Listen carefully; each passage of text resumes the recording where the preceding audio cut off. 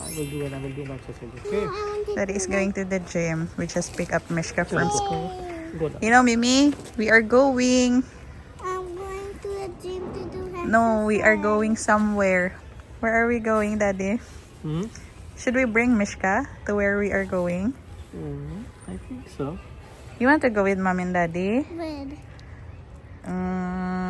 You have any guess? No. We told you last time we are going to... Philippines. Yay!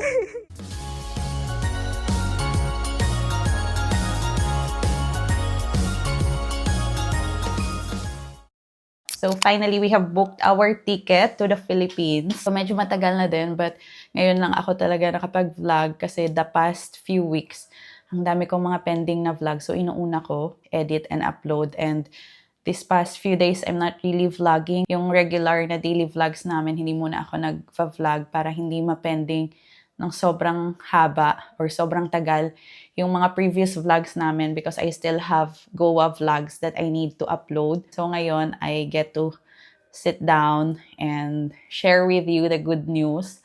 Now, we are going to the Philippines. This is kind of exciting for me because after 4 years, simula nang umuwi kami ni Mishka sa Pilipinas. So after a long time, we are going back. And this time, exciting siya because tatlo na kami yung uuwi. This is going to be our first international trip together, kaming tatlo ni Abhi and Mishka. Medyo emotional siya para sa akin because after many years, finally it's going to happen. Yung uuwi kami ng sabay-sabay. Yung last time na pumunta sa Abhi sa Pilipinas, hindi pa kami kasal nun. Yung nagpaalam lang siya kina mama at papa. And then yung second time, kami lang ni Mishka because he's working. Hindi siya makapag-leave ng ganun katagal or because yung leave niya, ina-allocate niya para sa pag-uwi namin dito sa Patna tuwing Chhath Puja, yung mga major festivals dito sa Patna. So this time, we are going home to the Philippines after 6 years. Almost 7 years. Because 2019. Yeah. Now it's correct? 6 or 7? 6 years. 19. January 19. Yeah, it was your birthday. My birthday. So yeah, after 6 years for him and for me and Mishka after 4 years. And this will be our first international trip together. Yung sa mga nagtatanong if bakit ang tagal namin hindi umuwi sa Pilipinas, kailan kami uuwi. The reason kung bakit matagal yung pag-uwi namin ngayon because 2 years ago, pinapunta ko sila ni Mama and Papa dito. So instead na kami yung uuwi sa Pilipinas, sila yung pumunta dito sa India. That's why it took us another 4 years before kami makauwi sa Pilipinas again. So I'm just happy and excited sa pag-uwi namin sa Pilipinas. And yun nga, hopefully, kompleto kami. Pero I don't think na kompleto talaga yung pamilya namin, guys. I think yung mga pamangkin ko, by the time na uuwi kami sa Pilipinas, nakaalis na din sila yung pagsakay nila sa barko. But I'm still hoping na hindi siya matuloy, ma-postpone siya, and maabutan namin sila. And since uuwi kami ng Pilipinas, I'm slowly collecting mga pangpasalubong sa FamBam.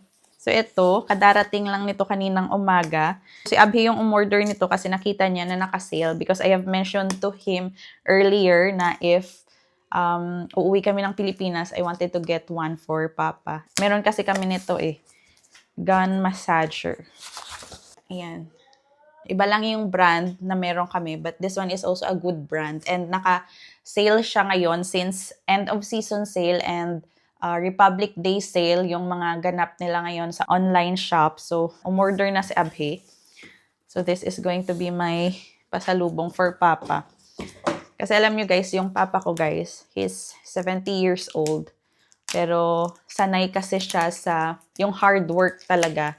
Yung, sanay sa mabibigat na trabaho ba. So, yung nagpapasaya sa kanya is yung masahe.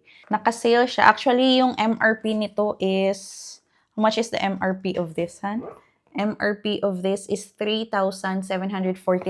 Abhi ordered this for only 800 plus or 900. So, there's a warranty card, manual, and Ito yung loob niya. This is smaller than ours, Han? This is smaller, but it's heavy. Okay, so how to do this? Okay, 1, 2, 3, 4, 5, 6. So there's 6 level. It's good, Han. It's good. 6 levels. Yan. And there's 3 other attachments na kasama. Meron siyang ganito. And this one. And ayan.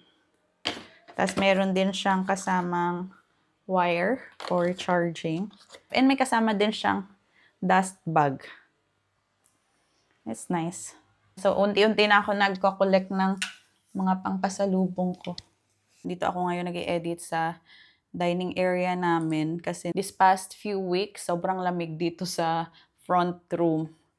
So, dito ako nag-i-edit. Pero ngayon, hindi na ganun kalamig. Pag doon kasi, tinatamad ako mag-edit kasi sobrang lamig. So, at least dito, hindi siya ganun kalamig ba? Tapos naka-heater ako dito palagi kapag nag-i-edit ako. Edit-edit tayo ng vlog. Sobrang excited umuwi ng Pilipinas.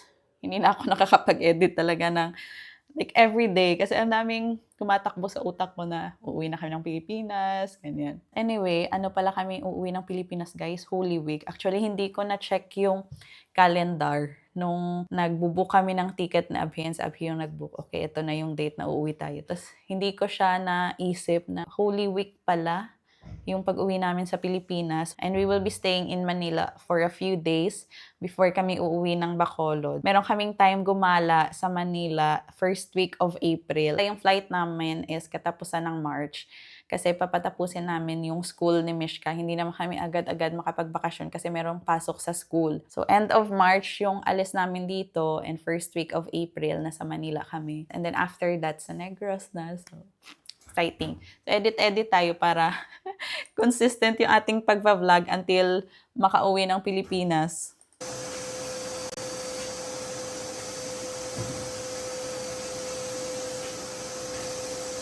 Nakapagluto naman ako ng para sa aming lunch. Tapos may ulam kami kahapon na natira. Tapos nagluto din kanina sa Abhi ng umaga para baon ni Mishka. And nagluto din ako ngayon lang din ng dal para sana sa baon ni Mishka. And then kaakyat ko lang sa taas. Tapos meron ding luto si Mami doon. So sabi niya kumuha ako ng para sa aming ulam. Paakyat tayo ngayon. Yung aking bowl.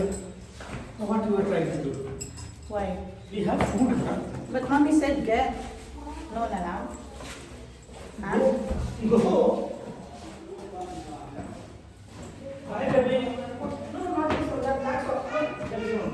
Pag hindi kasi ako kumuha, baka ma-hurt siya pa na sinabihan niya ako kumuha ng ulam, tapos hindi ako kumuha. So, kukuha na lang ako. Anyway, pag hindi maubos, ulam namin tomorrow. And meron namang hinahanda si Mami. Another pickle. This is radish, moly, pickles, achar. Ganyan. Pinapadry niya. And then, lalagyan niya mamaya ng masala. One day only, Mami. Ito yung luto ni Mami bago curry, dahi curry. Kaya lang ang init.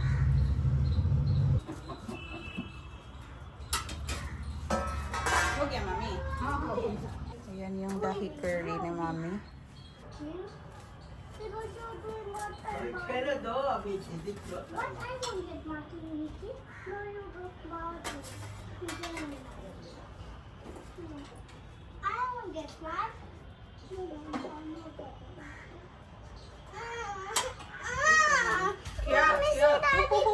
Meet is not talking with me. It's fine. Just tell her we will talk with you.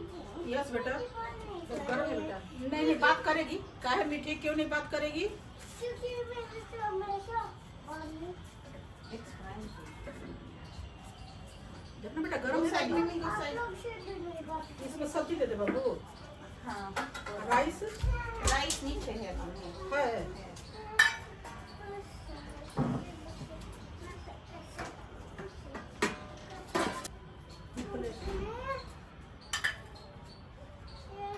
Mami, you want to play or you want to eat? गरम राइस चावल ले जाइए वो खाएगी नीचे है मम्मी हाँ सुबह का बना हुआ है Yeah, Abi. अच्छा Ang dami naming ulam. So, ito yung galing kay Mami sa taas. Cauliflower, potato, and green peas. Tapos, ito yung dahi curry. Meron din ako ditong dal kasi sabi ko, sabaw ni Mishka. Kasi yung luto ni Abhi kanina is ito. Eggplant and potato. Bujia. Tapos, meron din kami dito kahapon. Cabbage and green peas. Ang dami naming ulam, tapos meron din siyang boiled egg dyan. Meron kami ditong dahi na ginawa ko kagabi. Ayan. Ang dami naming ulam ngayon. Hindi na sana ako kukuha ng ulam. Kaya lang ilang beses si mami nagsabi na kumuha ako ng bowl, lalagyan. Tapos iniisip ko, pag hindi ako kumuha dun, baka ma-hurt siya. Nagsabi din ako sa kanya na meron na kaming rice. Tapos sabi niya na kumuha ako ng rice dun kasi bagong luto yung kanyang rice. Sabi ko, hindi na mami kasi masasayang na naman yung rice namin dito. Galing to sa school nung sinundo siya ni Abhi. Show me what happened. Tika bite me. Someone beat her. Wait, let me see my left. Tika. Ayan, oh. Wait. Kita niyo ba? Ayan. Naglalaro daw sila and then bigla na lang siyang umiyak dahil kinagat siya nung isang bata. Na-appreciate ko din yung school nila ni Mishka na tumawag sila nung pag-uwi na dito ni Mishka. Kasi nagsabi na sila nung pagkasundo ni Abhi sa kay Mishka, sabi ng isang teacher na may nangyari sa kanilang school. Tapos sabi ni Abhi, oh my gosh, ito na naman. Kasi nga, if you remember, nung nasa Madikeri kami, meron ding experience si Mishka na meron siyang kagat sa kanyang braso. So, nung sinabi ng teacher yung nangyari sa kay Mishka, ganyan. Tapos sabi niya, it's okay lang kasi mga bata. I'm just glad na umiyak siya. So at least nalaman ng teacher kung ano yung nangyari. Kasi dati, hindi siya umiyak or hindi man siya nagsabi kung ano nangyari, bakit siya merong kagat. So hindi alam ng teacher at that moment kung ano yung nangyari. So I'm just thankful na umiyak siya ngayon. So at least alam ng teacher kung ano yung nangyari. Tapos sabi ng teacher if gusto ba daw namin i-check yung CCTV, ganyan. Kasi dati, mayroon ding incident na nasugatan si Mishka and chinek namin sa CCTV kung ano yung nangyari. Sabi na Abhi, wag na, it's okay. Kasi yung kwento ni Mishka, yung maliit na bata daw naglalaro sa kanya, tapos gusto siyang i-kiss. So, nag-kiss sa kanya, tapos kinagat siya. So, siguro, parang, alam mo yun, naumul-umul yung bata sa kanya. Kaya siya nakagat. So, yung teacher, kahit humingi na sila ng pasensya, nung nasa school pa, tumawag yung principal nung andito na sila ni Abhi sa bahay. Tapos nasa rooftop kami kasi nagsusumong to sa lola kung ano yung nangyari. So nung nasa taas kami, tumawag siya, humihingi siya ng pasensya. Si mami parang ready makipag-away sa nangyari kay Mishka. Sabi niya na, this is too much, ganyan, ganyan. Nasa cellphone si Abhi, tapos si mami nagsasalita sa background na parang this is too much yung nangyari, ganyan, ganyan. Pero okay lang sa akin na parang naglalaro lang sila, tapos nasaktan lang siya, kaysa sa yung away talaga ba. Pero I think tomorrow, magkakaroon siya ng bruise sa kanyang mukha. Kasi ngayon, medyo ano siya nag-brown siya. But I appreciate the school na tumawag sila and humingi ng pasensya. Pero sabi ko naman, okay lang kasi sa dami ng mga estudyante, hindi naman talaga matututukan yung mga bata every second. So okay lang, as long as hindi naman intentional na pakikipag-away ba yung ano lang, casual lang na nasaktan siya, ganyan. We just woke up from our nap. It's 5 already and ang dilim na sa labas. So she is answering her homework because we are going to park. Mama, I'm holding his head. Okay. Oh no. I told her once she finished with her homework, we can go to the I have park. to make big one. Write the uppercase of the following sounds. Yeah, uppercase. Big one. Then why it's 2? Yeah, big one. So 2 big, okay? 2 mommy letters. Come on, ink pencil. Oh, you're funny. There's no ink. This one is not working. Which one? This pencil. This pencil is not working? The ink is not coming. There's no ink. 13. 13, 14, 15. Okay.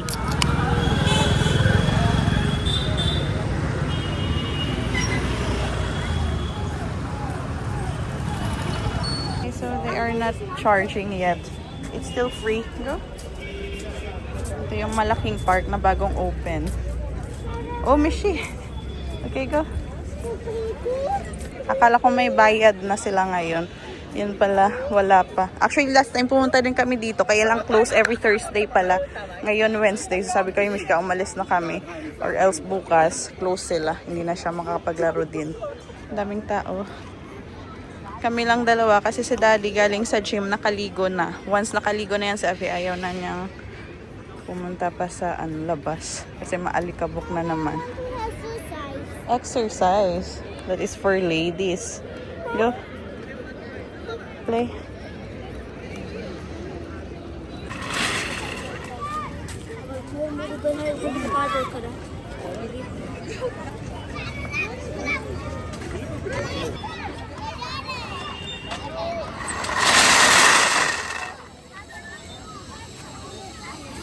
No, they have locked it.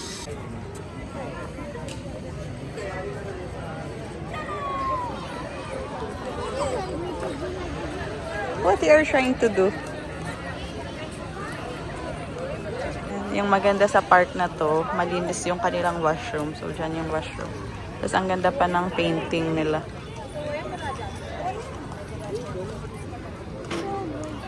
This is good? It's what? Easy.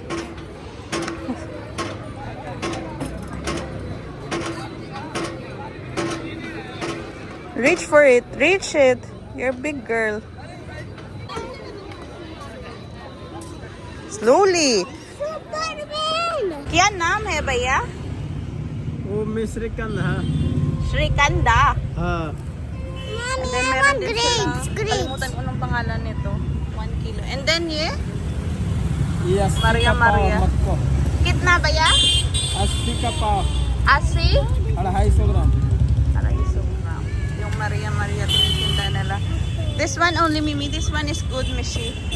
I forgot the name, but we'll buy this. Baya 1 kilo. Not peach, but...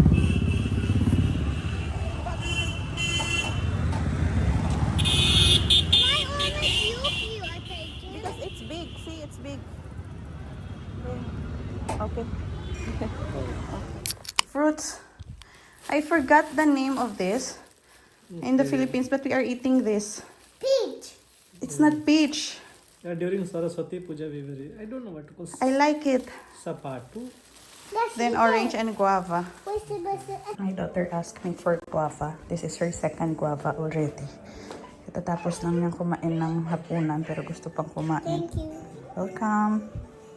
Yung orange na nabili ko, ano to is 1.5 kilos. Ano lang, 100 rupees. Ayan. Tapos yung guava, 1.5 kilos din, 100 rupees. Hindi lang siya maganda yung kanyang balat, pero matamis siya. So, yung ginagawa ko, pinil ko yung binigay ko kay Mishka. 100 rupees. Dalawa na yung nakain ni Mishka dito. Yes, nakalimutan ko sa Ilonggo. You want to eat this? You want to try? Yeah. Look Okay. at me. I'm a buffalo. You're a buffalo. I will let you Look try. at me, guys. I'm a buffalo. Hmm? I'm a buffalo. You're a buffalo. What is the color inside? It's white. I forgot the name. It's like apple. Can I eat it? Of course. You give me in the plate, Mama. Okay, my love. Ano lang to siya? 60 rupees yung kilo niya. Black salt para sa prutas. Masarap siya. Black salt with chaat masala. Masarap to. You don't like it? No, okay. First time niya i-try ito, so hindi niya masyadong bet yung lasa. Pero yung maganda sa kanya is open siya na i-try before siya magsabi na ayoko. Pero kung ibibigay mo naman sa kanya frequently or makikita niya na kumakain kami, maiinganyo din siya na kumain. Somehow, I feel proud of myself na dahil sinanay ko siya, simula nung maliit siya na kumakain-kain talaga ng gulay or prutas. Hanggang ngayon, malaki talaga yung fruit consumption namin dito sa bahay dahil sa kanya. So pretty. Yeah, like a princess. To make my skin soft. Good night, Auntie Tito. Tita. Tita, so today I'm just put this some lotion in my face to be it so pretty and soft, so that it will not get dry so it won't get dry because it's winter. So I'm just rubbing it for a little while so I get an hurt. Yetika bite me. His name is Yetika. Yeah. Show them. Where did you get hurt? It's showing little bit. And, up and down. Is it painful now? Not really so much. Okay. Now we'll say goodnight to everyone. Good night, everybody. Have a good sleep, and when you have a good dream, tell me. So bye-bye. Aww. Like, share, and subscribe. Subscribe, guys. I love you so much, guys. Tito and Tita and Tito. Good night, everybody. Good night, everybody.